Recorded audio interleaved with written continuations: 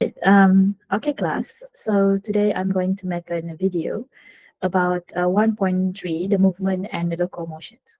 All right, so we're going to continue with the mechanisms of mechanism for the movement. As you can see here, the mechanism for the movement of human forearms involves bicep and tricep. And the actions of both muscles are antagonistic. Antagonistic because you see there's a pair of muscles, bicep and also tricep. So bicep, tricep ni is a muscle, bicep, tricep. So kalau antagonistic maksudnya opposite action. Kalau kita punya biceps is contract, our tricep will relax, and vice versa. If the triceps is contract, then the bicep will relax. All right.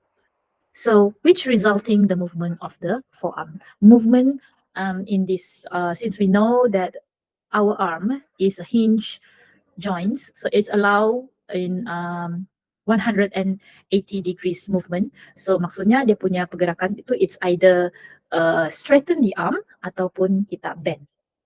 Alright, kita bengkokkan tangan. Okay, so for arm bending, kalau kita kasih bend our arm, it's like we start first look at the structure of the bones and muscle yang terlibat dahulu. Okay, you can see here our scapula. Scapula ni di sinilah scapula, kita tengok tulang dulu lah. Scapula, lepas tu kita punya humerus. Humerus di sini, humerus. Lepas tu ada radius and ulna. Radius yang teacher cakap bersambung dengan kita punya thumb tadi tu. Lepas tu kita punya ulna di sini. Alright. And then we have this muscle. Kalau di bahagian atas di sini, it's a bicep. And then this is a tricep. Okay, so bicep, whenever the bicep contracts, and then simultaneously, our tricep will relax. Okay, tricep will relax. So if you can see that, what happened if our bicep contracts? We had learned about tendon. Tendon ni mana? Tendon ni di sini. Okay, tendon ni di sini. Kalau kamu nampak tendon, dia punya function adalah to connect between muscle and bones. So when the bicep is contract, the bicep is contract, tendon will transmit the pulling force to the radius, and then cause the radius to pull upwards. Okay, the radius is pulled upwards, causing the arm to bend. Bengkok. Alright, so kalau mau bengkokkan tangan for arm bending, bicep yang kena contracts. Alright, next one is our for arm straightening. For arm straightening pula, dia kalau tadi arm bending, bicep, sekarang kalau arm straightening adalah tricep yang kena contract. So tricep contract, jadi of course bicep kena relax. Ini yang maksudnya antagonistic. Okay, antagonistic. Tricep contract, satu lagi dia punya partner tu dia kena relax. So sama juga kalau tricep contracts, tengok tendon akan transmit the pulling force to the ulna. Kalau tadi radius, sekarang ulna. So ulna akan pull downwards. Ini kan dia akan ulna akan bend, pull downwards, so dia akan strengthening the arm. Okay. So untuk first ni kita tengok arm bending and arm straightening, dia involve kepada bicep and tricep. Okay, sekarang the movement, leg movement pula. Kita akan tengok leg movement. Kalau dalam leg movement ni, kita kena tengok apa yang terlibat. Okay, yang terlibat adalah kita punya calf muscle. Okay, calf muscle. Calf muscle ni adalah yang di bahagian betis di belakang. Okay, calf muscle. Lepas tu betis di atas kita panggil bicep femoris. Bicep femoris. Bahagian paha. Tadi betis, paha. Okay. And then kita tengok dia punya pergerakan ni. Calf muscle pada the first one, Calf muscle maksudnya kaki tu cuba untuk bengkok ke atas.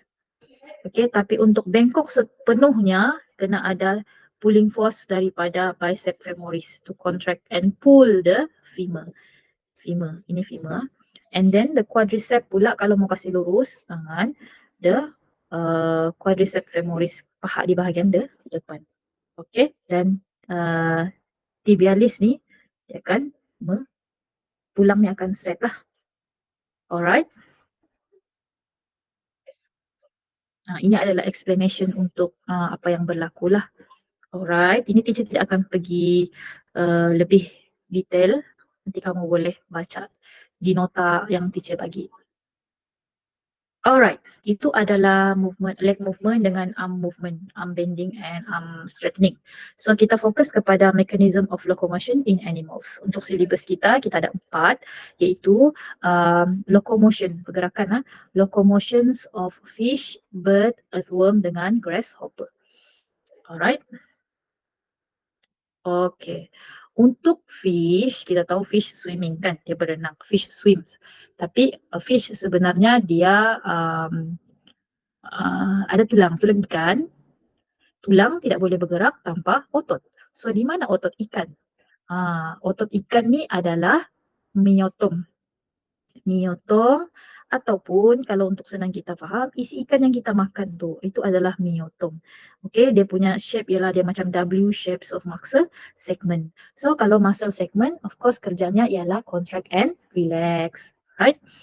And of course, the actions causes the part of the body to move side from side and pushing water backward and sideways, and hence moving the fish forward.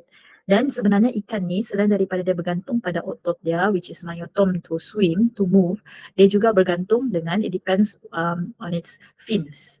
To control fins ni mana ini yang ni apa kita panggil sirip. Dia bergantung pada sirip ni untuk control the movement and direction. Maksudnya dia mau ke depan, ke tepi dan dia macam to steer like your steering. Macam tu, okay? Okay. The antagonistic muscle act opposite direction. Okay, this enables to whip its tail as myotom contract. Maksudnya kalau ikan ni, kalau kamu tengok ikan ni adalah left, right. Mungkin dalam video ni dia bertentangan, tapi maksudnya dia kena mungkin tidak samalah kita punya left and right, ni macam mirroring. Okay, tapi what I want to show you is that kalau let's say ini kan badan ikan, ada left and right. So kalau right is contract, kita tengok when right side is contract, apa jadi dengan depan ni? Dia akan ke right. Tapi yang ini, di bahagian kiri ni dia kena relax. Contract, relax, dan ikan tu dia, kepala dia akan move towards left juga. Mana yang dia contract, itulah bahagian yang dia akan move. Okay, direction dia. Kalau dia mau ke kiri, then left contract, right relax, dan dia akan move ke kiri. Alright? Okay. Alternating waves of contractions and relaxations occur along myotom, and the actions causes parts of the body to move from side to side, pushing water backwards and sidewards, and hence the fish is move forwards. Okay, ini sudah kita baca tadi. Alright. Seterusnya kita pergi kepada bird. Bird, apa kita tahu movement dia? Fly, of course. Kalau bird ni macam ada fly. Begini kan? Okay, so maksudnya ada movement untuk lift up dia punya wings, upwards, move downwards dia punya, flip downwards dia punya wings. So kita tengok fokus kepada wings movement. Okay. And the actions of large and strong antagonic muscle on bird's chest. So sebenarnya kalau ikan tadi, kita tahu dia punya otot berada di badan dia, myotom. Tapi kalau birds ni, yang paling main peranan adalah sebenarnya otot di bahagian chest dia, yang assist the flapping of the wings. Alright, dan dalam dia punya dia punya otot tu ada nama. Kalau tadi di ikan nama dia myotom, tapi kalau di birds dia ada nama pectoralis major and pectoralis minor. Okay, saya terus pergi kepada gambar. Pectoralis major. Okay, tengok dulu ni kepala burung. Inilah chest dia. Dan chest dia ni ada dua kategori of muscle. So yang warna biru ni, ini adalah nama bentuk dia pun besar. So this is pectoralis major. Yang merah ni size dia kecil. So that is pectoralis minor. Alright. And then tengok dia punya tengah-tengah ni sternum. Lepas tu tengok apa jadi dengan dia punya apa. Okay, tengok yang ini. Pectoralis major ni dia sambung di bahagian bawah. Okay. Saya zoom in lagi. Kalau pectoralis major, dia bersambung di bahagian bawah. Kan ini bahagian, saya tunjukkan bahagian atas bawah ni. Ini bahagian bawah. Yang teacher highlight dengan warna kuning ni bahagian bawah. Lepas tu yang saya highlight dengan warna pink ni adalah di bahagian atas. Okey. Jadi pectoralis major dia connect dengan di bahagian bawah major, connect dengan yang bahagian bawah ni. Lepas pectoralis minor yang saya highlight warna pink ni, pectoralis minor dia connect dengan yang di bahagian atas. Okay? Right. So, sekarang major dan minor. Pasangan sudah kan? Major, minor. So, mesti antagonistic. Kalau major contracts, pectoralis minor kena relax. Itu dulu yang kamu faham. Okay, pectoralis major kena, kalau pectoralis major contracts, minor kena relax. Okay, what will happen? Kamu tengok di sini lagi. Kalau major ni contracts, dia akan pull downwards itu sayap ke bawah. So dia connect bahagian bawah kan? The pectoralis major contracts and pull the wing down. Okay, at the same time, and then the wing will down. At the same time, pectoralis minor need to be relaxed. Can you guess what happened kalau pectoralis minor pula yang contract sekarang? Dia bertentangan je lah dengan yang ada ni, which is, kita tengok. Sekarang kita tengok tadi, pectoralis minor, dia connect di bahagian atas. Jadi kalau dia contract, dia akan menyebabkan the pectoralis minor contracts and the wing will pull the wing up. Okay, will pull the wing up. Meantime, pectoralis minor dia akan relax, So air pressure ni, sekali lagi ada air pressure ni, dia tolong untuk angkat provide up thrust, membantu daya angkat. Makin kuatlah dia punya daya angkat tu. So dia flip the wings. Masa turun, kasih turun, wings pulls down, pectoralis major. Masa wings pull up, pectoralis minor yang contract. Okay. Boleh? Okay. Seterusnya kita fokus kepada earthworm pula. Locomotions of earthworm. If you notice that, setiap kali kita bincang tentang locomotion, kita tengok apa otot yang ada dalam haiwan tu. That specific animal. Kalau ikan tadi, myotom. Kalau birds tadi, pectoralis major and minor. For earthworm pula, dia ada dua lagi. Dia mesti berdua, dia mesti berpasangan. Sebabkan dia mau antagonistik, dia mesti mau opposite. Okay, so for earthworm, dia ada ini. Circular muscle dengan longitudinal muscle. Itu pair of the, apa kita panggil ni, pair of the muscles. Jadi, okay. Kalau circular, kenapa dia kena panggil circular? Sebab muscle dia macam ni. If you need to zoom, dia punya muscle tu bentuk circular lah. Okay, muscle dia bentuk circle. Longitudinal, ni. Dia bentuk panjang lah, macam tu lah. Okay, dan circular muscle kalau dia contract, dia akan jadi, badan cacing tu akan jadi kurus. Okay, dia akan jadi kurus. Kalau longitudinal muscle itu contracts, badan earthworm tu dia akan jadi gemuk. Okay, yang ini dia akan jadi thin. Ini dia akan jadi thick. Okay. And of course, this is a hydrostatic skeleton. Kenapa hydrostatic skeleton dia highlight? Sebab tadi sebelum kita tengok sebelum kita tengok earthworm ni, kita tengok fish and also birds, both mesti tengok disebabkan muscle, antagonistic muscle action, antagonistic actions of muscle menyebabkan skeleton dia bergerak. Okay? Tetapi kalau for earthworm, dia hydrostatic skeleton, dia tiada bones, so they rely on these two to create a motion. Okay, so ini dalam slide belum jalan. Okay, so ini adalah kamu punya dalam buku teks juga, dan sebenarnya ada dalam nota yang teacher bagi, kamu boleh refer. Dia ada 5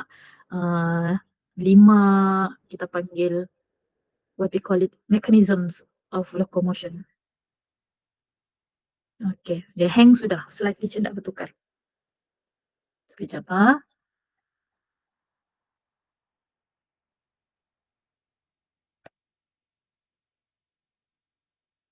Okay, okay sudah.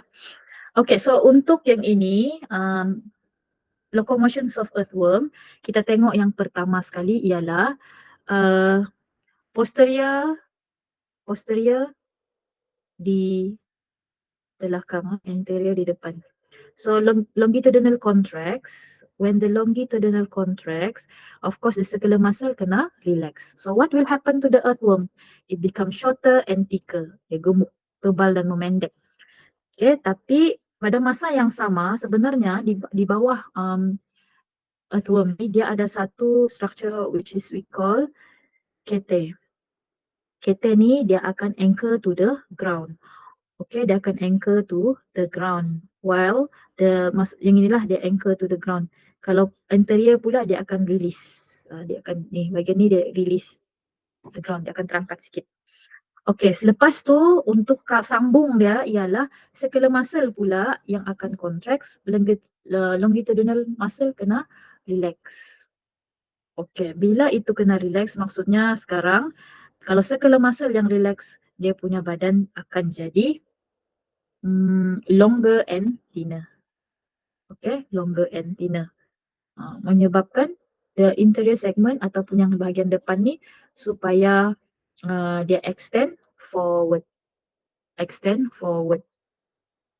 Okay, seterusnya number 4, what will happen to the kete tadi, anterior segment pula, tadi dia off the ground, sekarang dia anchor to the ground, dan dia ulang-ulang begitulah, dia anchor, dia release, dia anchor, dia release. Okay, so and the last one, posterior dia akan pull to the front. Okay, yang ini pun kamu boleh tengok di nota semula untuk faham lebih, fahamlah. Okay, ini ada contoh dia.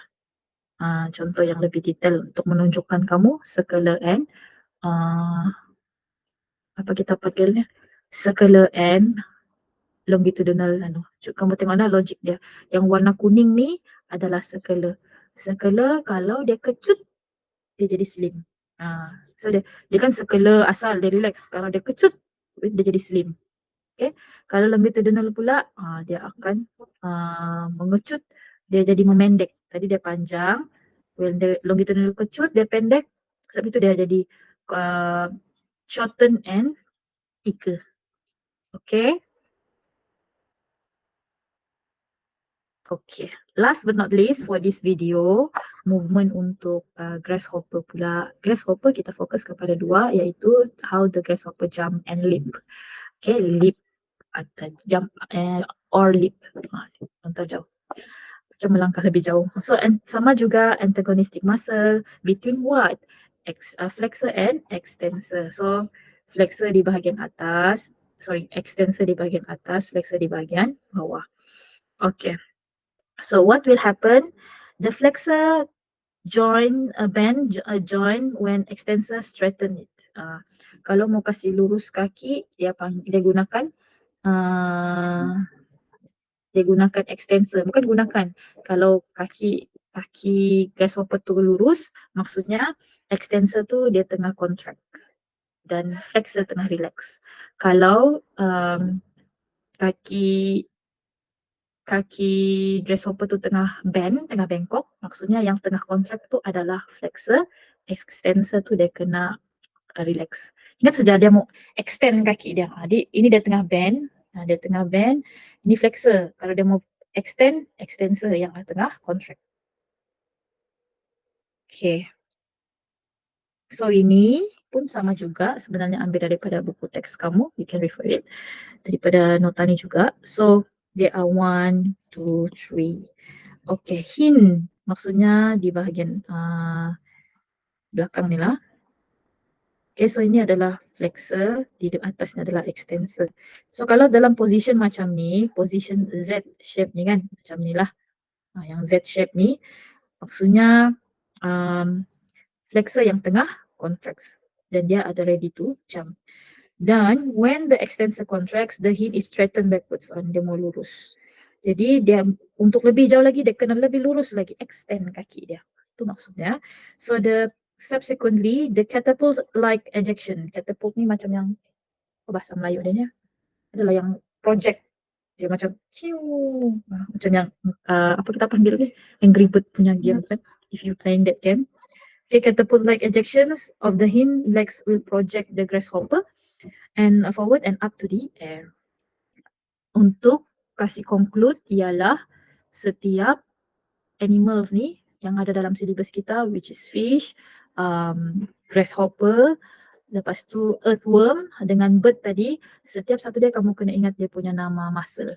Nama muscle dia, apa pairing muscle dia tu and apa dia punya movement. Kalau fish dia swim. Okay, swim myotom, senang sikit. Kalau bird dia pectoralis major and minor. Kalau earthworm tadi circular and longitudinal muscle. Dan kalau yang ini pula apa kita panggil grasshopper ni, dia depends on extensor and flexor. Alright? Okay, saya cuba cari soalan kalau ada kaitan. Okay dah. So itu sahaja untuk hari ini. Untuk soalan atau lebih kepada konsep lah. Soalan nanti kita akan bincang bila kita buat ulang kaji nanti. Okay, terima kasih.